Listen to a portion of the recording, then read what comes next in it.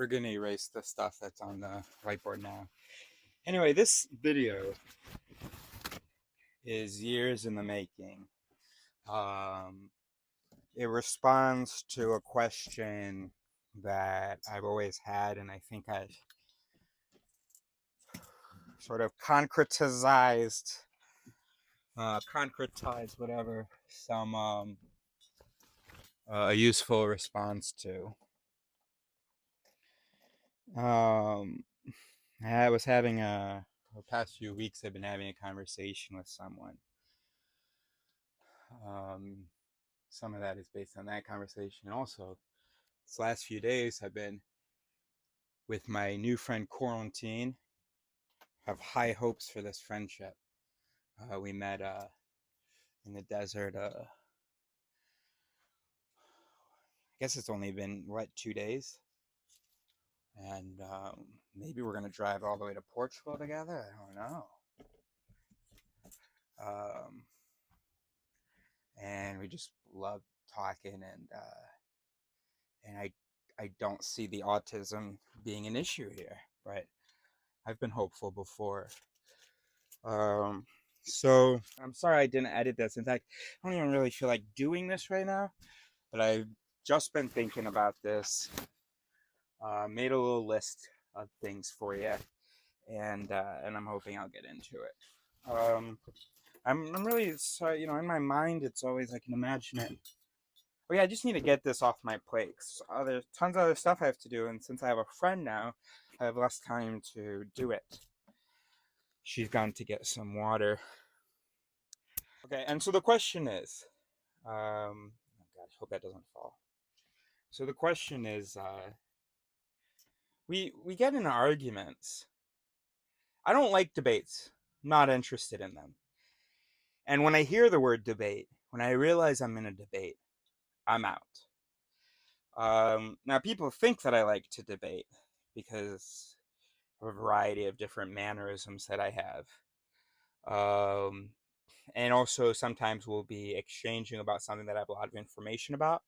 So I'll be giving that information. They think I'm giving that information to prove that I'm right.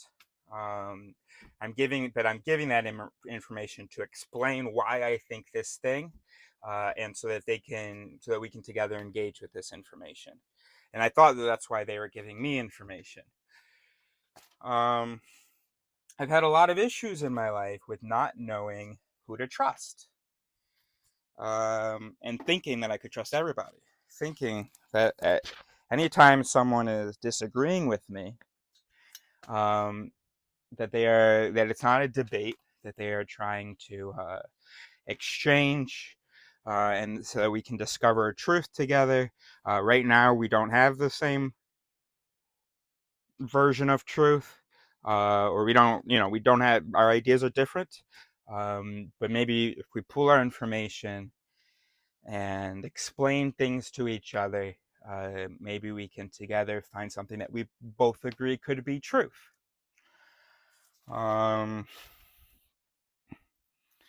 Okay, and so sometimes I'm really confused, and I've struggled a lot. I've suffered. Because I get really confused in a conversation. I get confused by how they interpret me. If they say that we're doing a ping pong. Oh, I didn't think we were doing a ping pong. I'm tossing you something. I thought you were tossing me sort of other useful stuff. Or I thought when you were tossing it back to me, you were adding a spin to it. And I thought we were progressing. I didn't realize we were, So that's been confusing. But also, the main thing is, what's been confusing is, well, they don't seem to be in a good faith. I assume that they are in a good faith intellectual exchange, except some of the things that they're saying don't match that. All right, so that's one point, I guess, or maybe I don't know if that made any sense, but it wasn't developed. I didn't develop that. What do I mean by it doesn't seem? Well, actually, we're going to see some of that in the list. And we waste a lot of time in conversations or in discussions that are not discussions where the other person is not in good faith trying to find truth with you. And so we'll disagree with the information they've given us, but they didn't give us that information for it to be evaluated. They gave us that information just so there's another thing in the list of, of how right they are.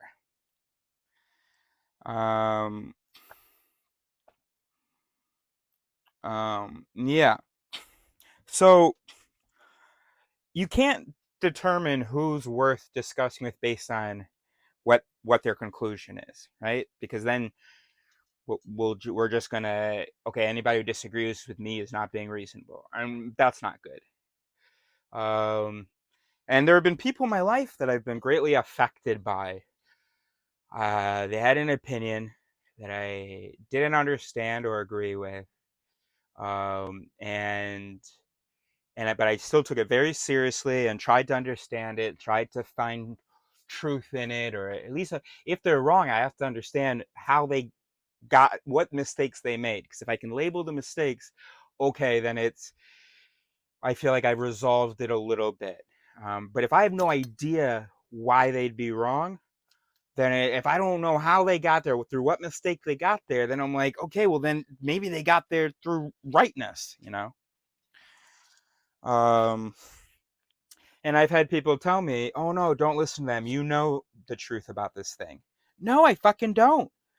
But there's got to be, but you can't listen to everybody, even if you want to be the best philosopher and scientist.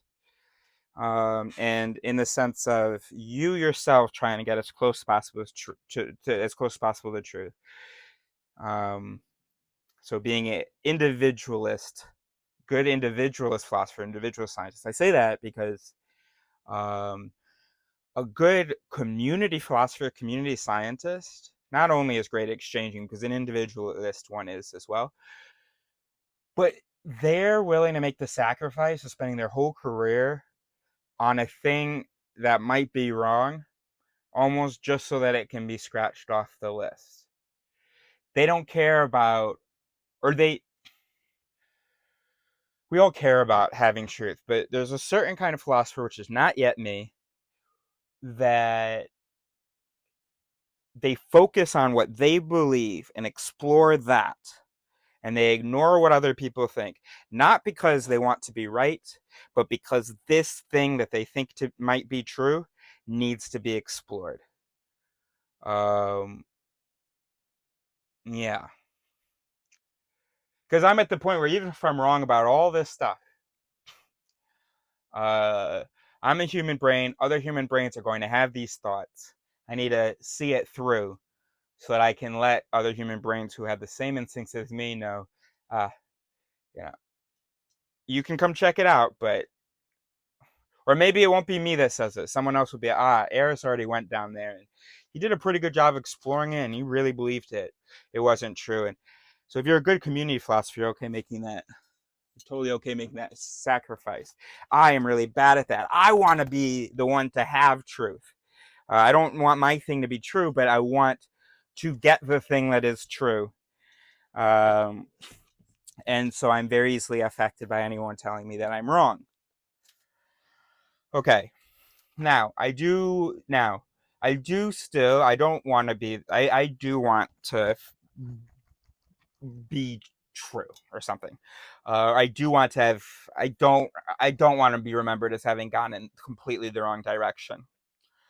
I'm not ready for that, even if it's a great contribution.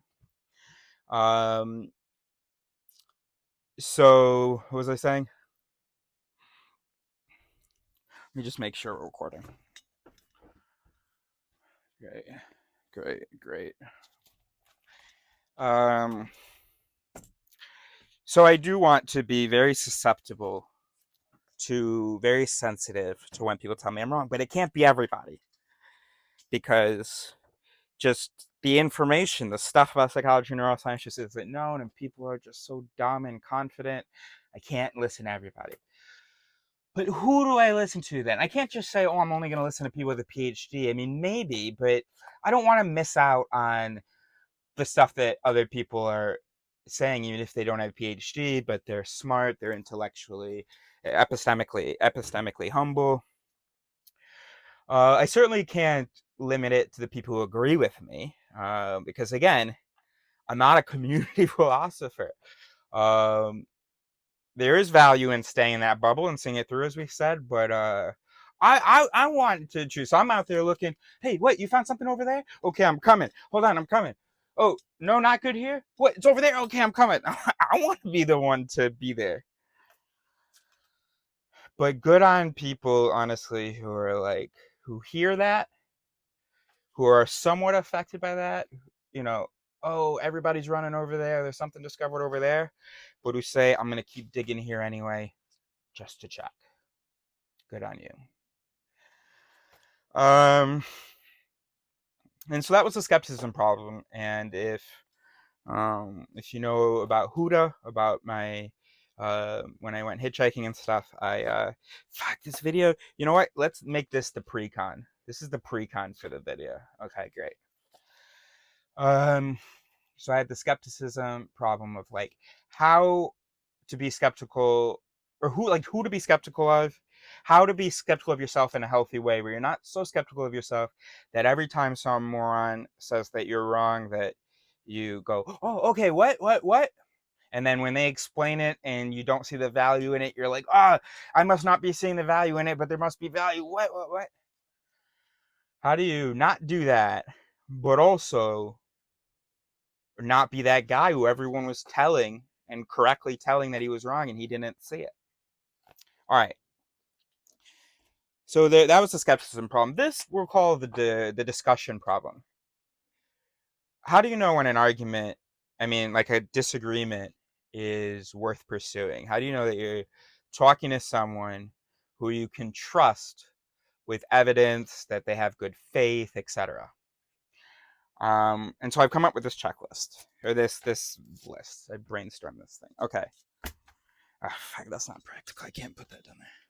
I have to put the beer down. Oh gosh. Or can I see it? Yeah, okay.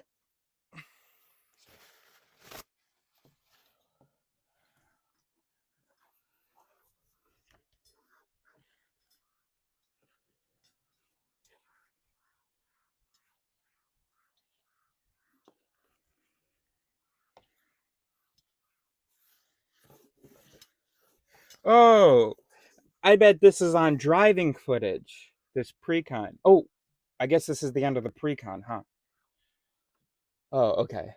You're right. That's the end of the pre-con.